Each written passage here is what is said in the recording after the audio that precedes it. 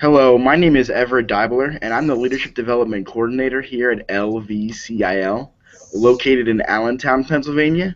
And LVCIL is in charge of the Leadership Development in Schools project. And with me here today is Dr. Josie Badger. And why Dr. Josie Badger is with me is because she really helped me in this project develop the structure for the resource library that we have. So I've asked her to join me via Google Hangout to kind of show you the rationale of how the resource library was built and how we went about doing that. So, Josie, I'm going to let you introduce yourself and then let you take it away for a little while. Great. So thanks for having me, Everett. So Everett and I have been working on this project for a little over a year now, and it's really been focused on figuring out what does leadership mean, what does it mean to people who are leaders, and how do we make sure that those characteristics are taught to young adults in school. And right now we focused on high school, grades 9 to 12, but eventually we hope to expand it. So what we'll be doing is we will be showing you some information that we use to develop the tools and the resources on this website. So this is our project. I'm a leader. It is funded by the Developmental Disability Council, and it worked through going across the state and interviewing leaders from all different areas of work and focus. So throughout this process, there were many steps. First, on identifying who was a leader, what they did, what their roles were, but then trying to connect with them, to have interviews directly with them, most of them face-to-face, across the state of Pennsylvania. So the interview consisted of these 6 questions. What does leadership mean to you? When you hear the word leadership, who do you think of and why? What personally helped you become a leader? Is it possible that everyone can become a leader? Explain. What do you do to bring out the leadership in the students and people you work with every day?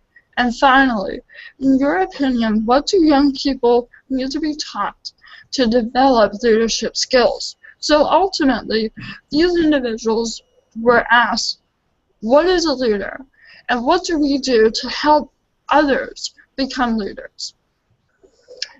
Then we use the information gathered and put it into different categories of different ideas or types of ideas, and we also split it into each categories, as you can see.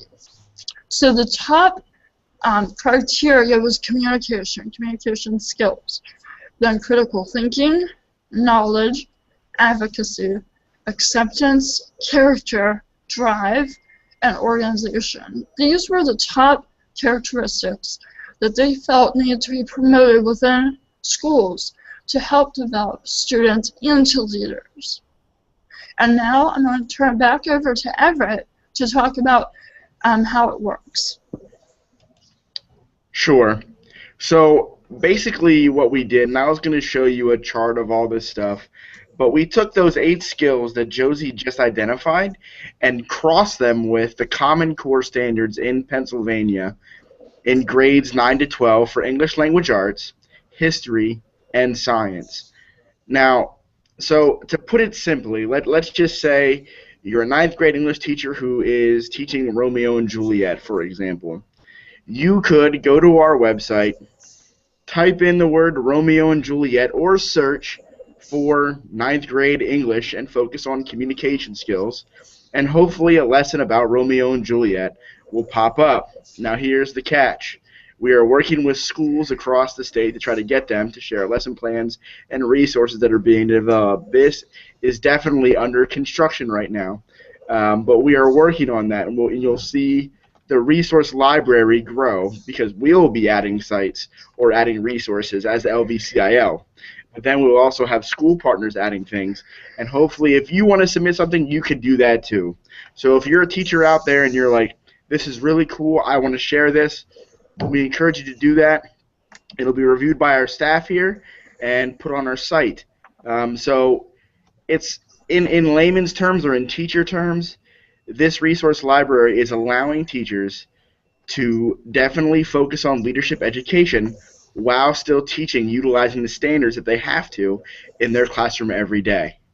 So I hope that makes sense. I hope it makes it easier to kind of figure out what this is all about. Josie, thank you for coming on with me today. Sure, thank you.